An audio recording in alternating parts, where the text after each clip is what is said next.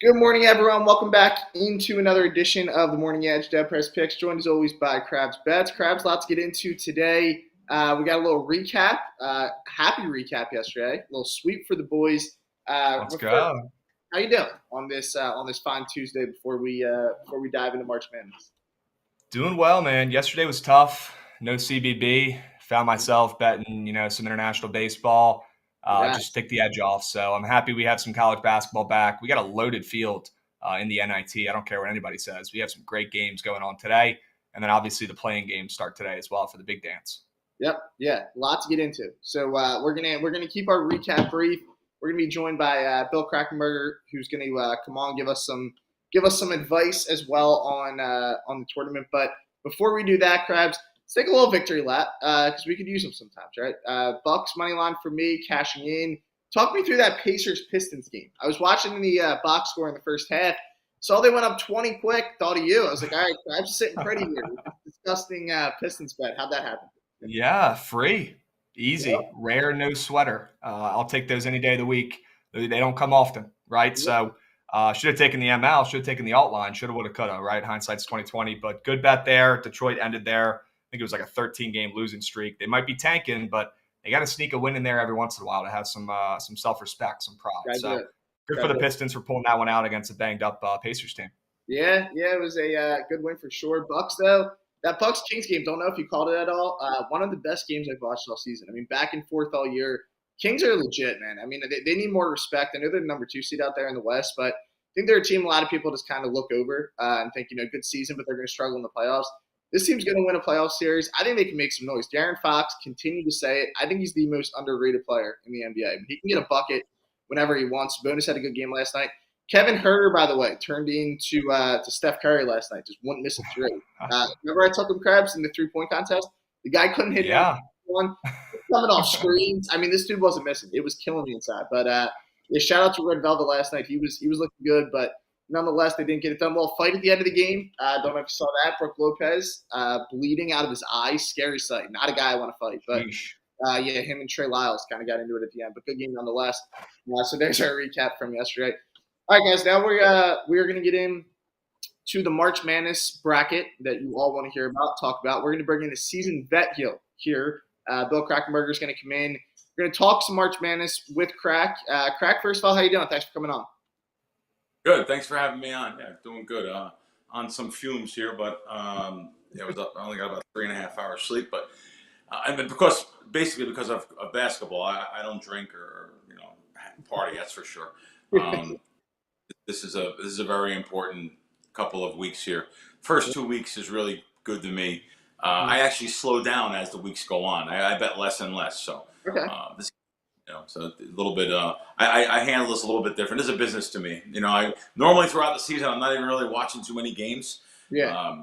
But I have friends that are in town here. It's the first time in 18 years I haven't been in New Jersey for March Madness, which is a really good place to be this time of the year. But they're just ridiculous though. Now everyone's now charging for seats, so it's amazing. You and your buddies get a couch. It's $1,000, even in Jersey. Oh yeah. Yeah, what happened to that? Yeah, so do want to hear a lot, Crack, about your strategies. Obviously, you've been around the block, been doing this for a while, so we're going to get into that as well. But first, just want your overall thoughts on this bracket. Maybe some favorable, unfavorable paths, maybe some regions that you think are tougher, where people can stay away from, where people can go to for some bets. So just want your overall thoughts here on the bracket. Yeah, sure. I really don't do like path betting because of the juice in those type of pools. They charge so much juice. If you're betting a team to win it all, usually you're going to be laying 25 to 40% juice compared to a straight bet, which was a 4.5%, or maybe some rollover parlays that I've done over the years, money line parlays. But I really don't do too many. I'll just tell you, like, if you look at the different brackets, though, the West. Oh my God! Like perfect example. You have UCLA, UConn, Kansas, Gonzaga. All these teams are like 3.5 to 1 to win that. I mean, that's way too low. Way too low. You're better off just betting money line parlays if you're going to bet something like that. Right. So some of these teams really have some tougher paths. Some of these mid majors getting terrible draws. It's not really even fair to some. Like or Roberts. Played so good throughout the year. They get Duke. It's real nice of the committee. There's so many. You can go on and on with this, like the St. Mary. You can go on and on with these things. VCU, St. Mary. There's a lot of them that it's unfair. It's an unfair edge, And let's just face it. I'm always blunt on shows. It's all about money. It's all about money. It's all that matters at the end of the day, right? So you kind of mentioned, Crack, the first 2 days are the most significant for you. Over the years, how do you attack those first 2 days? What are some strategies maybe that you can give to people, kind of educating them on how to get after this first couple of days? Yeah, I've been betting first half. First half's a pure line. So if you bet underdogs, which I bet about 60, maybe 65, I'm kind of reverting a little bit. It used to be much higher, believe it or not. But 60 to 65% underdogs, you're better off betting them in the first half. I'll bet first half and full game on them normally. So when you're getting a team that's plus like 5 or 6, especially, how many times in life are you ahead 39 minutes of a game only to lose because of garbage fouling at the end? Like I said, the first half you get a pure number. Same thing with the totals there too.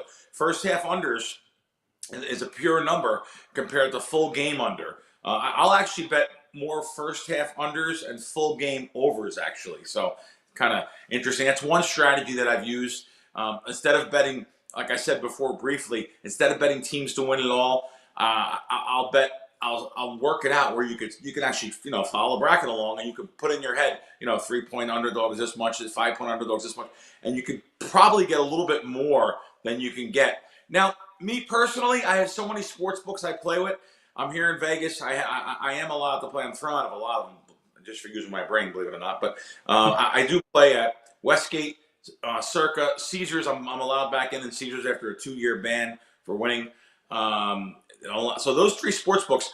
I have more sports books to search. Plus, I have literally a lot. I have a lot more. So I can bring that house edge down on futures to single digits, but it's still a bigger edge than betting a team to win at 10-1 or something. Yeah, definitely. Definitely good advice there. That first half point you made, I've been burned by so many full game unders. Krabs, I'm sure you've been the same. Just the fouls at the end. Always I mean, you don't get the fouls. Crack, I'm curious. Are you betting these dogs on the ML in the first half? Are you taking the spreads? I know you talked about 6. I've taken the spread though. Though I bet an NIT game today, and I just bet the money line. It's funny you say that, but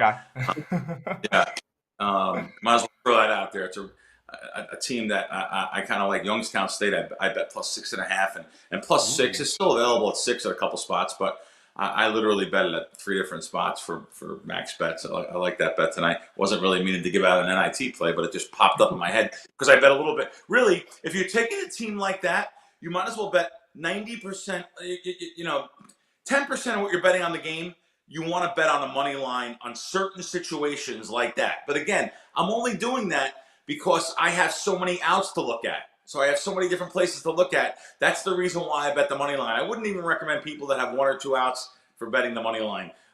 You need a lot of outs. You have to do a lot of searching because the money line juice is so bad normally.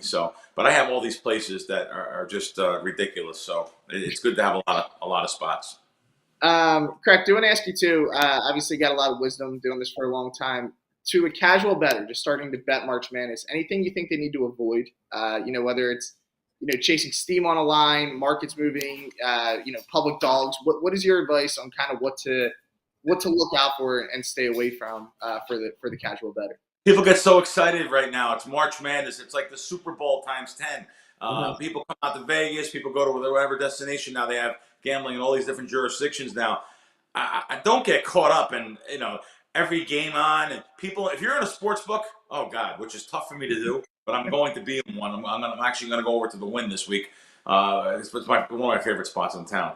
But it's just so tough to be in a sports book and everyone's screaming and yelling, and you get caught up in the hype sometimes. Like I said, if my friends weren't even in town, I'd be right here in my office and watching it. But putting the games on with a buddy that I normally watch games with if he's here in town. So my friends are in town. I'm going to be in the book. Don't get caught up with having to bet every game. And if you lose, bet the night game because it's the last game on the board. There's plenty of games tomorrow, and there's plenty of games the next day. And if it's not, well then you have to put it in your mind that you could take a loss. But our minds, the human condition, we're so conditioned to win that anything we do, since we're little kids, whether it's checkers with our dad, Monopoly, blackjack in the garage with your buddies. I used to do that.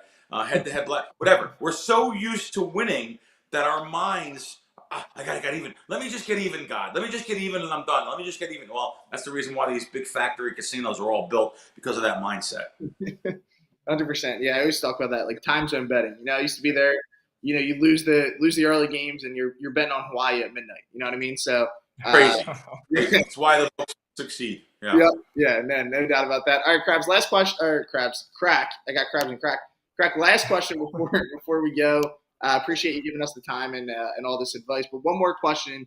Just got to ask you this: any undervalued teams that you see here, in March, maybe a future bet, a Cinderella story that you took a look at?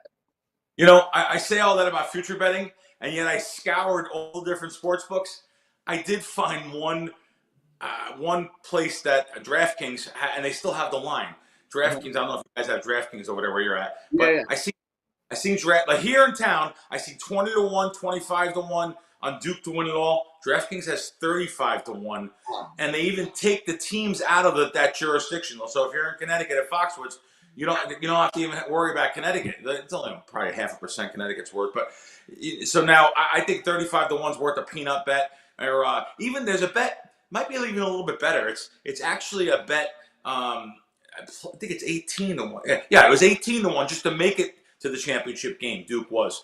I thought that was pretty good. As far as Cinderella, well, listen, a team like Gonzaga, I just seen over here at Circa where I am, they're 15-1 to win it all. That sounds like a pretty good odds for the Zags, even though they're not the Zags of past. But I think that may be, if you want to call Cinderella, that may be pretty good odds. Anything that's over 10-1, I would think that would be kind of Cinderella-ish, if that's a word. And so there's a couple of good ones there. But again, just sprinkle a little peanut on that, have some fun with it. Even to win the bracket or whatever, there's some different things on. You have to search out lines. I was shocked to see that. We have 20-1 here in two different major sports books, and I found 35-1. The true odds, actually, mathematically, if you break it down, I was talking to them. I was up, like I said, I was up till 3 o'clock this morning with my guys talking. It's probably around 21, 22-1. So to get 35 is a little bit of an overlay, we feel. So there's a little Cinderella-ish. I appreciate the advice. All right, guys. That was Bill Krackomberger. Crack, thank you so much for taking the time. Hey, guys. Giving us some great advice. We'll see you soon. All right, guys, moving along. Make sure you guys give him a follow there on Twitter at Bill Krackman. He's been around the block, Krabs. Knows what he's talking about. Got a lot of betting wisdom. So appreciate it. Yeah, I mean that was music to my ears. DeadPresPicks. That was. I mean, those are the two teams I have in the championship. Zags, to take. So yeah, feeling pretty good to me. Zags for sure. All right, guys. So we're gonna kind of get back into our normal rhythm of the show here, but we do want to take some time to get some great advice. How we're going to go the rest of the show, Krabs is going to give us his perfect bracket, all right, or as of right now, it's still perfect. No one's lost yet. Then we're going to do a first four preview on tonight's games. We'll talk a little NIT, and then we're getting into our Tuesday best bet.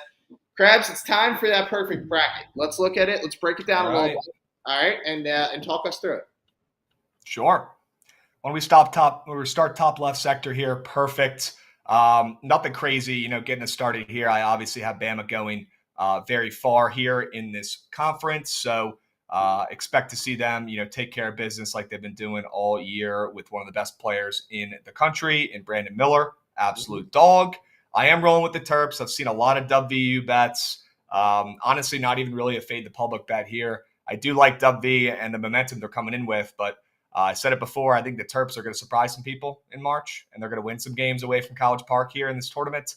And it starts against WV. I'll be on the spreads, and I'll be on them to advance here in the brackets. Unfortunately, I do have College of Charleston getting knocked out here against San Diego State's, our darling absolute wagon this season, especially early on, cashing for us. But I really think the Aztecs defense is going to be just a little bit too strong for this Charleston team, who really hasn't played many good teams all season. Could be a little bit of a wake-up call there. Unfortunately, not taking Furman here against UVA. I would have loved to fade the Cavaliers, but I do believe in Tony Bennett and what he's building down there. So fading Furman, who is probably the most public mid-major, public dark horse in March Madness. I'm on NC State to take care of business, shoot the lights out against a poor 3-point defense in Creighton. I've got Baylor, although this one's been looking at me funny, but as of right now, I do have Baylor. I do think the Gauchos keep this one close, though, and it goes down to the wire. So I wouldn't be betting on the Bears spreads. I like the Utah State Aggies to beat Missouri. They're in the Mountain West, and they're a favorite against a Mizzou team that's been great this season, coming out of nowhere. I'm fading them, and I'm back in the favorites, who's a Mountain West team against an SEC squad. A little crazy there. And I've got Arizona beating Princeton. Shouldn't be many problems there. Alabama, Virginia, Baylor, and Arizona. Those are the teams I have advancing after the second rounds. And then I've got Bama beating UVA. I've got Baylor beating Arizona. And I've got Brandon Miller carrying this Bama team, Nate Oates, this great overall roster, good defense, great offense, into the, what is it, Elite Eight? Final Four? Final Four. Looks like, you got them going all the way to the Final Four. Sure. I got them going all the way to the Final Four to match up with the team we'll talk about here soon down there in Houston. So that's what I got up top left sector, okay? We can go ahead and make some moves here. Go to the East. Awesome. Purdue. They're going to take care of business. Not really worth our time there, but they are going to run into some trouble against Memphis. And I know this is a little bit public too, but I love what I've seen out of Kendrick Davis towards the second half of the season. And that game is going to take place down in Fort Worth, Texas, where Memphis actually just won their conference tournament. So they should feel pretty comfortable going back there. And I think they knock off the Goliath in Purdue there. Matt, I don't know what your thoughts are in that spot. Yeah, I mean, listen, I got Memphis also coming with them. I did a top players list yesterday, Krabs. Kendrick Davis was right in there, so he made my top 10. I think he's a guy who can take over games, right? I mean, he can kind of get you a bucket whenever. There's a blueprint out on how to beat Purdue. Been saying it all season. You take care of Edey. I don't think they have the guard play to keep up here. So I actually do like Memphis a lot in that spot. So I think it's a good look. That's a little bit of an upset there, obviously, but we have the same alignment. Although as we worked on your bracket, you got Vermont there in the Sweet 16. Do I see that right? You do. Yep. Yeah. That is a correct sight to see. Yeah, I do have them knocking off Marquette, a team that does not defend the three ball at all, who's going to be coming in a little fat and happy after winning the Big East. I think Vermont catches them sleeping. Dylan Penton's an absolute dog at the point, and then they've got 5 seniors who play behind them as well. Pretty much all older guys, been around the block. This team's a dynasty now. I love what they built. They shoot the three ball super well. Marquette can't really defend it, so I've got Vermont beating them, and I have Vermont beating Michigan State as well. So that's kind of the biggest upset I've got in this. Well, you got a lot of upsets here. I mean, how about Montana State over Kansas State? That's a big one. Yeah. That a lot of people are probably gonna disagree with. Obviously, it's 14 seed over 3, but that's why we do this. Let's see what else. So I think the Vermont one. I mean, listen, your Sweet 16 out of this bracket are an 8, 5, 6, and 15. That's pretty wild. Yeah, it's getting weird in the East. That's for sure. Weird. It's getting weird. Although I do think the East definitely has the weakest 1-2 punch, and even 3. With all due respect to Kansas State. I will disagree with you a little bit with Marquette, just because I have Marquette actually going on a run. I have Duke, so we kind of. I mean, I'm going to do my full tomorrow, but I also have Duke winning this region. I do want to point that out, but I have them faced up against Marquette, so I think that'll be interesting to see. But I like the Memphis Sweet 16 chance because I think you can get away with doing this because even if Purdue wins that, I think Duke beats Purdue, so I don't think it's all that risky. I think Duke has a really favorable path here. Like Crack was just talking about, Oral Roberts is a pretty good team, but I mean they're nowhere near Duke, right? As a mid-major, and then Tennessee, where you see them, I have Tennessee losing round 1. I know a lot of people yesterday were pretty mad. Rocky Top's got a big fan base, Krabs. I don't know if you know that, so they come after you once you start going down their team. But I think Duke has a favorable. I'll say this: I think Duke has an easier path to the Sweet 16 than Marquette or Purdue. And I know that sounds crazy; they're 5 seed, but I think their path is somewhat easy. And also, you got Kentucky there in the Sweet 16. Been a long time, right? Yeah. Since they've been little blue bloods matchup there in the Elite 8, Duke versus Kentucky. That's going to be epic if we get there. Yeah. We can move on. Let's go to the next side of the bracket here. See what we got going on here. Keep your eyes closed when we cross over that champ. We'll get to it in a little bit. All right, Houston we got them moving on. We've got them winning, a good amount of games. I do have Drake beating Miami, upsetting them. Love that short spread the way it's moving. I do think Drake and Tucker DeVries get it done. And then I have them beating Kent State. I also do have Kent State beating Indiana. I don't love this play at this point. Probably my least confident upset I've picked so far, just because everybody is taking Kent State here in the spot. But love Sincere Carry in that backcourt for Kent State against an Indiana team that should definitely be more than a 4-point favorite against the Golden Flashes there at Kent State. But I do have Drake beating them in an absolute mid-major battle. Drake versus Kent State. That's epic. I really need to see that. That's must-see TV. Then I have Drake beating them there, but losing to Houston towards the bottom of the bracket. I do have Mississippi State beating Pitt, and I've got them actually knocking off Xavier as well. There's always one team, I feel like, from these playing games that, wins a game in the second round and gets to, the Sweet 16. I feel like that happens every year. So mine this year will be at Mississippi State, hopefully, or maybe Pitt too. I like them as well against Xavier if they get matched up. And then I got A&M.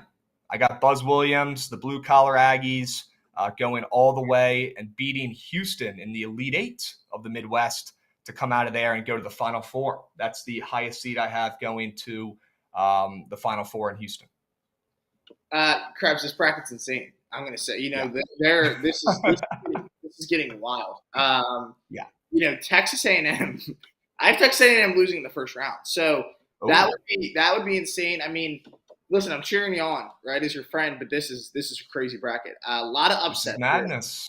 A lot of upsets. Hey, I said halfway through the season, talked about it a little bit. This is the most even playing field we've seen in recent history in college basketball. So I think this is probably the year to attack some upsets and some underdogs more than normal, I would say. Yep. Yeah, I mean, this would be absolutely wild. But yeah, if the Aggies lose to Penn State in the first round, I'm cookied for sure. I'm toast. Mm-hmm. Jalen Pickett might have something to say about it, Krabs. Those boys are feeling good right now. But no, I think. Listen, you're doing what it is. It's madness. This is just I'm processing all these games. A lot of upsets here. So the only favorites really that you have are the 1, 2, and 3, and then they're dead after that. Houston.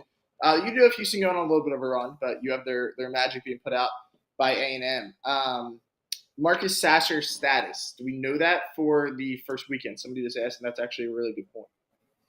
Yeah, I haven't seen much. I'll be honest with you. It's college basketball, so it's hard. Even though it's a tournament, we still don't really know anything, unfortunately. So if anybody in chat has heard anything, let us know, please. But I haven't really seen much at all. Any insider information that goes to Houston, the people are going crazy at this bracket, Krabs. I will say that there's a lot of people shook right now. But hey, guys, there's still one more region, so let's get to that. Sure. And guys, can't pick all chalk. Okay, I'm going for the perfect bracket here. Can't pick all the favorites. All right. A little bit more chalk down here, though. Not really. Kind of. Kansas, I've got them, going pretty far. Arkansas knocking off Illinois. I do have VCU beating St. Mary's as of right now. Another sketchy game. The worst matchup ever for St. Mary's, literally that they could get. Pretty hilarious, honestly. They really do struggle whenever they get pressured with on-ball defense, and that's all VCU really does. They're one of the best on-ball pressure defenses in the country. So good luck there, St. Mary's. I have them losing.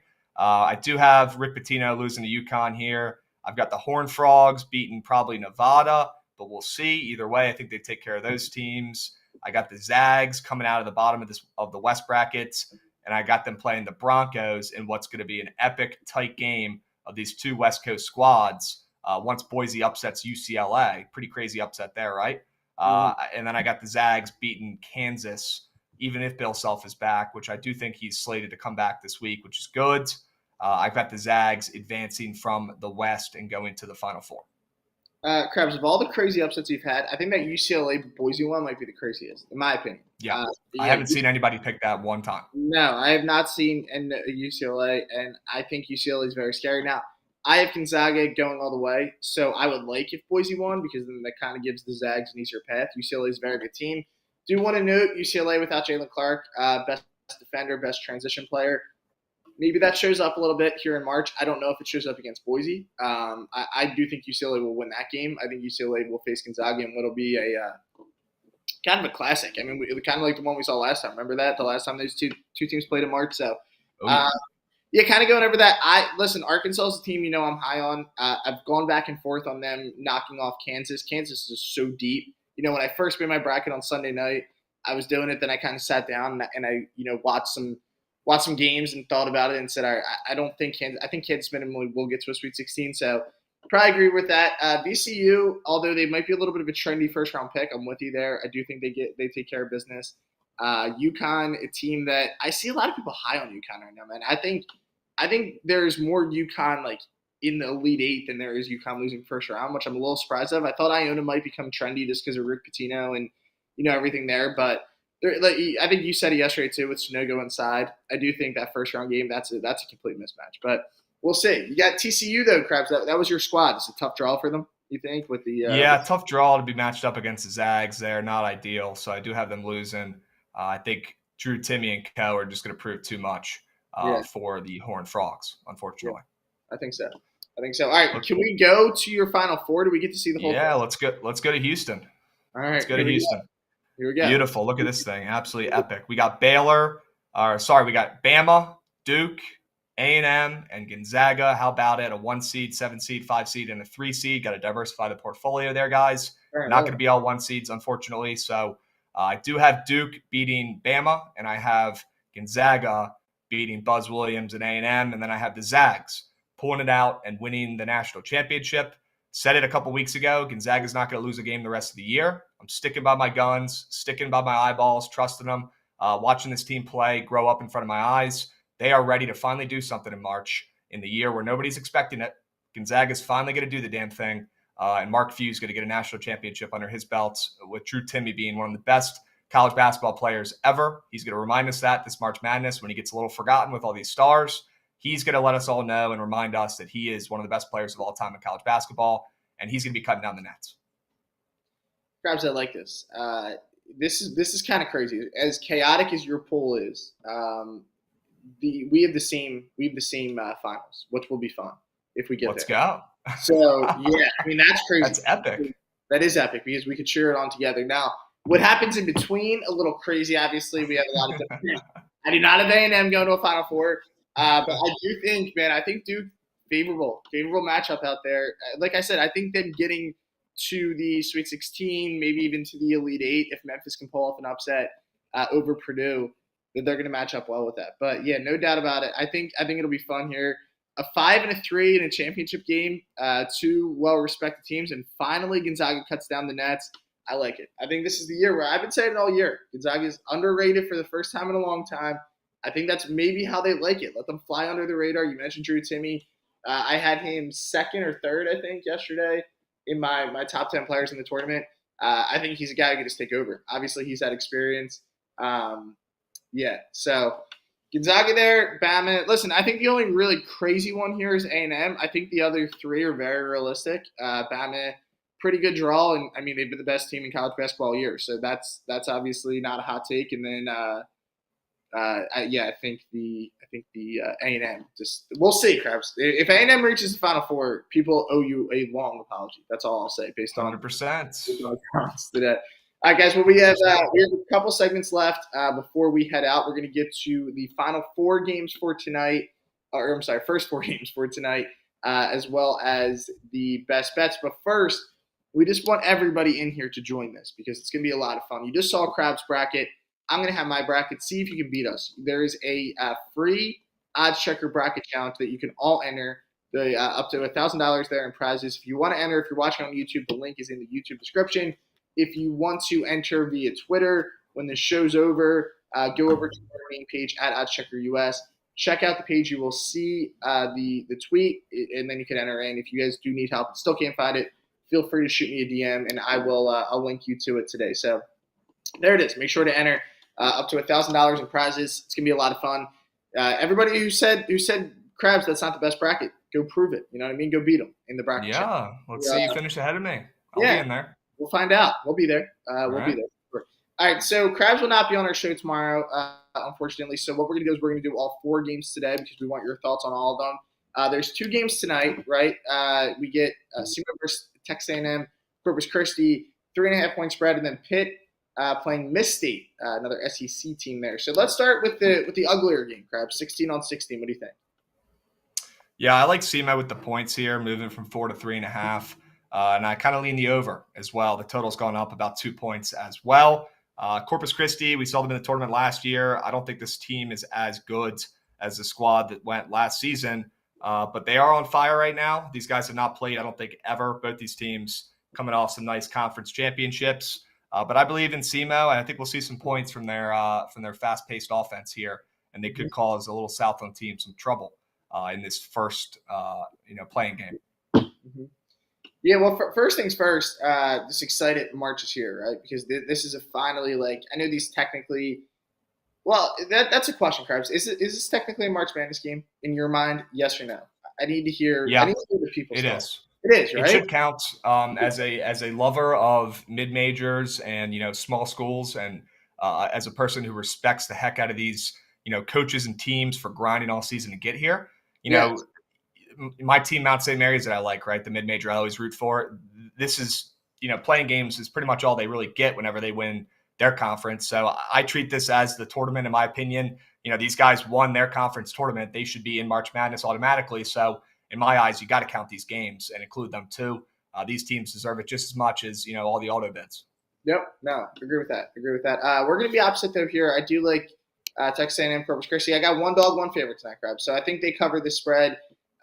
They were the better team, right? They were the best team in their conference. SEMO, meanwhile, kind of, what were they, fifth in their conference? So I think they're the better team. I know the line did move down a little bit, but I still like them to get the cover here tonight at 3 or 3.5. Here's the game a lot of people want to get into, the Pitt-Miss State game, because people know these teams. They're from major conferences, the ACC, Pittsburgh's representing, and then obviously Miss State making way of the SEC. 2.5 point spread. This spread has gone a little bit to Miss State, if I'm not mistaken. I believe it opened at 2. Yep.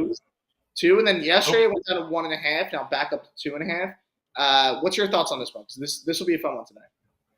Yeah, I've got Mississippi State. I guess we're on the wrong side of this one as well. Different sides here. I like Tolu Smith, and I like Mississippi State and the Bulldogs to get it done with their ferocious defense in this game. I know Pitt's been incredible all season, but I'm rolling with the line movement here and Tolu Smith and this elite defense. I think it'll prove a little too much for Pitt's kind of all over the place offense. They do a little ISO ball where they got, 4 or 5 guys who can all score on their own a little bit. But, against an elite defense like this, it's going to press you. They'll go into a zone a little bit at times.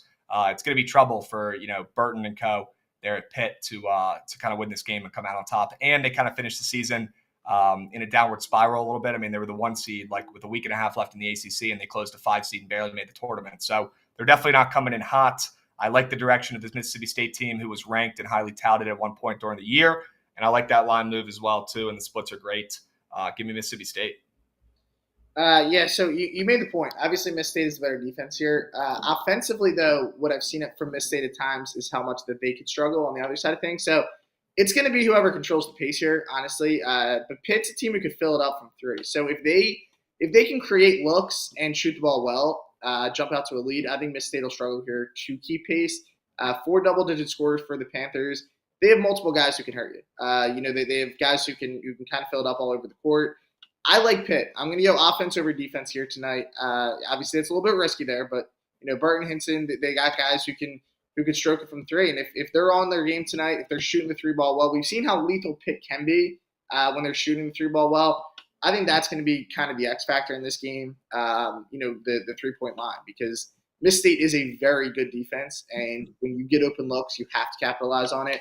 But on the flip side, they just don't scare me enough offensively, Miss State. So I kind of have this game more as a pick 'em in my mind, and the fact that I can get a couple points with Pitt maybe comes down to the last possession, and we still catch in. So I would take the dog here. I would get money line as well as the spread in this game. So my favorite will be A&M-CC. My dog will be Pitt for the night. But Krabs, so we're opposite on those 2, but there's hope that we can match on these 2, right? So we got Fairleigh Dickinson sure. and Texas Southern, right? So let's just talk over this first, because these are 2 teams that more so Texas Southern, we didn't expect to be here. What was their record when they finished the year? Like 6 games under 500? They were like 14 or they were like 10 and 20 going into their tournament. And they ended up running the table, winning that whole thing and running it back. They do usually win this conference. So it was a little bit weird to see them struggle all year, but then they got hot and ripped off 3 wins in a row to win their conference. Pretty wild. Okay, yeah. So, and then Fairleigh Dickinson, they didn't even win their conference tournament. So I don't know how they're here. I mean, I know how because Merrimack won it. Merrimack can't be in. Dumbest rule in sports. So here you go. You guys are here even though you lost. You think they cover, though, 2.5, or you like the favorite here? I do. I don't know if I'm going to play it, though, but I do lean FDU. I hate the line move, I'll be honest with you. And I hate that a team who's 14-20 opened up as a favorite against FDU. But like you said, FDU didn't even freaking win their conference tournament. They do have the best player on the floor, though, in Dimitri Roberts. It's not even really close. So I'm going to be backing him. And the line move here from 3.5 to 2.5, I think it's probably going to close around 2 or 1.5. I grab this while you can and roll with Fairleigh Dickinson, even though they didn't win their, conference. I think they come out hungry off a loss and try to avenge, that embarrassment. Everyone's been chirping them. They don't deserve to be here. I think they come out extra hungry, hearing those chirps, and they win this game. It'd be nice. It'd be nice for them. But yeah, that's a game I do not have a read on yet. I'm gonna have to dive more into that. That's not a game I'm jumping to bet at, at the moment. But I'm sure we'll find some action. This is one though that I think will be really good. Nevada, Arizona State. A lot of hate for Nevada right now. They did end our modest one-day ladder last week when they lost to San Jose State in overtime. Although Villanova also lost by 50, so what's it matter? This is going to be a good game, though. I think Arizona State, 2.5-point favorite. I like Nevada, though, as the dog here. I know Arizona State, the line is actually, again, moved towards them. I believe this opened as a pick'em or maybe a 1-point favorite for Arizona State. So the line's actually moved in the direction of Arizona State. I just think Nevada here, again, this is a coin flip game. Truthfully, Krabs, I don't think either of these teams are very good. When you break it down, I do think Arizona State was helped out tremendously by hitting that miracle game winner over Arizona. I think if they don't hit that, they're not even here. Truthfully, Nevada shouldn't be here either. The fact that they got in was kind of crazy. They were the one team on Selection Sunday that nobody thought would be in, Rutgers or Clemson. And truthfully, they probably did deserve it more. The committee gave the Mountain West more love than they gave a power conference team. I don't hate that, but Nevada, the way they ended the year, I didn't like. Losing to a bad team, not a bad team, a very average team in San Jose State. So, I think Nevada here with the value. Like their guard play. They got Will Baker inside, big man, could fill it up. Like this team overall, I think I think they play this game kind of carefree. Like, hey, we're not supposed to be here. Let's go on a run. So I think they win this game as a dog tomorrow night. I agree. I'm with you. Give me the Wolfpack. I know it's a little revenge narrative for Des Cambridge on Arizona State, who transferred from Nevada. Yep. A lot of people are going to be back in Arizona State with that narrative. I personally like fading that narrative and backing the team from where the player left, because those guys are going to be hungry to prove that he shouldn't have gone anywhere. Right. I love Nevada. They're one of the best coach teams in the nation. Not a big Hurley guy for Arizona State. I don't really believe in him. I think he's overvalued, overrated. So Nevada coming in off of 3 losses, only getting a point or 2 against a way better, value team in Arizona State. Better conference, right? Yep. I'm going with Nevada even with the line move. I like it. Give me the 2.5 points. That's what I'm saying. Yeah, sometimes the line movements, hey, you know what? I'll take it. I'll settle for it. I'll take the points. I can't list the amount of times Krabs I've smoked lines. The Michigan State game a few days ago, got the money line minus 160. They closed at 290, and they lost by double digits. Sometimes it doesn't matter. You can smoke a line. It still doesn't matter. Nonetheless, I do think Nevada pulls this one off and may continue to dance. A lot of people saying Rutgers got robbed. I think so. I think that loss to Minnesota really killed them. I think that was the one that the committee, kind of said. Yeah, you can't even beat Minnesota. You probably don't belong in the freaking tourney. They have Purdue on the ropes. They played them strong. They played much better at the end of the season. They did. Yeah, they kind of scuffled. Yeah, I agree with Alex here. He said neither Nevada or Arizona State should be here. It's kind of exactly what I said. I mean, these are two teams that probably feel lucky to be here. So we'll see how they play, but I agree. I'm not sure either of them should be here. All right, guys. Final segment of the show. Long show, obviously, today, but we're going to close it out in style. We got our best bets for the night coming up. We are looking in the NIT, Krabs. I believe both of us are heading to the NIT tonight. Before we get to the best bets, I want to point out, just because it's the NIT doesn't mean you can't get action on it, right? Not March Madness. These are teams we know really well. There's a lot of power conference teams in the NIT this season, including a couple that we will talk about today. So let's get to it. Best bet time. What do you got? Yeah, give me the Yale Bulldogs going up against an SEC squad in Vanderbilt, getting 3.5 points here.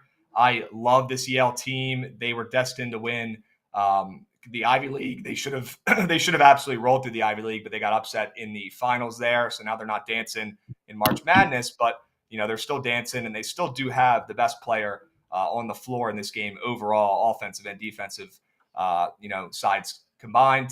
Matt Nolan, he's an absolute freaking dog for Yale. He does everything right. Leader of this team. He can even shoot the three a little bit too.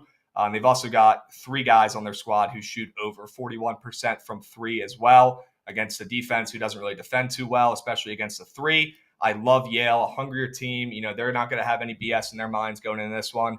They're not going to be blown. They're not playing in the big dance because they're typically not in it anyways. They're pretty much going to the NIT most years, anyways. So Faden Vanderbilt, a team who might be a little bit down after almost running the table and pulling off some magic, right, in their conference tournament. They almost beat A&M to continue to advance. I'm back at Yale, and the more motivated team, more level-headed team with the best player out there on the floor in Matt Nolan. I'm back in Yale to win this game. I am taking the points, but I do think they win outright. All right, so Krabs got Yale there, plus 3.5, so a little NIT action. I'm going to take another dog at 3.5. So we're going to go with Villanova here. All right, Villanova's facing Liberty tonight. Listen, Liberty had a really good year. They could really shoot the ball. They might have the best player on the court tonight. Villanova's still a better team. All right, the Liberty plays in a much bigger conference, obviously. Put Liberty in the Big East, Krabs. Let's see how they do. All right, Villanova finally fully healthy. I know this isn't what Villanova wanted. I know that this is not what Villanova's used to.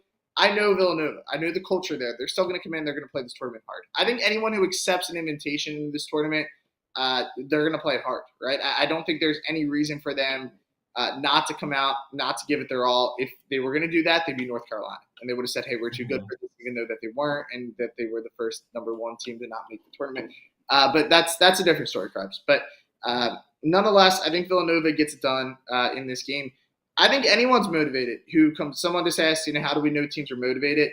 I think if you go into this, you're motivated. If that's, you know what I mean? Like, I think it's especially teams like Villanova, Michigan, because they're more used to the tournament, obviously. But, maybe there's few teams like Yale, you mentioned, that it might mean a little more to, or, I like Toledo against Michigan. I do get that angle also, but I think if you take an invitation, there's no point in going and then just being like, we don't want to be here. You could have just said no. It's not a big deal. Mm-hmm. So, I think we're gonna back Nova tonight. I think they could win this game outright. I do think, obviously it's only a 3.5 point spread, but we're gonna go with that. All right, guys, we do have a little ladder questions because I promised you guys a ladder for March Madness. Our last one was briefly lived because we tried the conference tournament ladder. We are going to go back with one. So Thursday will be the first day of it. We're going to have some fun. We'll see how it goes, Krabs. That we are overall now 15-3 in ladder picks, even though we haven't finished the ladder. We've been killing the picks overall. So we're going to get the ladder back. So that means on Thursday, you guys are going to have a ladder pick. It's that simple. And then we win that. We'll go every day of the tournament. When the tournament takes a break, we take a break, and we will see how it goes. So there it is. There's the official announcement for all those people who were asking. Hope that makes you guys happy. Hope that makes your Tuesday a little bit better. So also we do want to point out Thursday, not only are we doing a ladder pick, we're also going to have a full day live stream. Now, Krabs and I will be traveling because, Krabs, you're headed to Vegas, right? Doing some live parties out there. I will be heading to Orlando for the first round. So I'm going to get into that, going to break down a bunch of games. But we're going to have an all-day live stream. There's going to be a bunch of other guys from OddsChecker that will be on. Krabs and I will try to pop on, give out some advice when we can, check up on the games, a little bit of everything with that. And then we will have just a big board that has all of our bets tracked. So they're going to be right there on the screen. You guys just hop on. We'll green them out when they win. Well, unfortunately, maybe you have to red a couple out, even though it's perfect bracket season, and less red is good at this time of year. So we're going to do that, but make sure you guys do watch that. Make sure you make note of that. At least come on for a little bit, 10, 15 minutes of the day. I know it's a busy day for a lot of people, so make sure to get on. But we do want to alert everyone for that. But there it is, best bets. Couple 3.5 point dogs tonight, Krabs. How we feeling? A little sweet? Run it back? Feeling great, feeling dangerous. Let's run back the sweep from yesterday. Why not us? Yes, why not us? Also, one last time, guys, before we head out, $500 we're giving away. Make sure to enter that. Give us a follow there on OddsChecker US on the YouTube page. Just like a video, like this video that we put out today, and then hit the subscribe button, and you are entered in to the giveaways. Nigel, someone asked before we leave, if we're ever going to see you. Do we ever get a reveal at any point?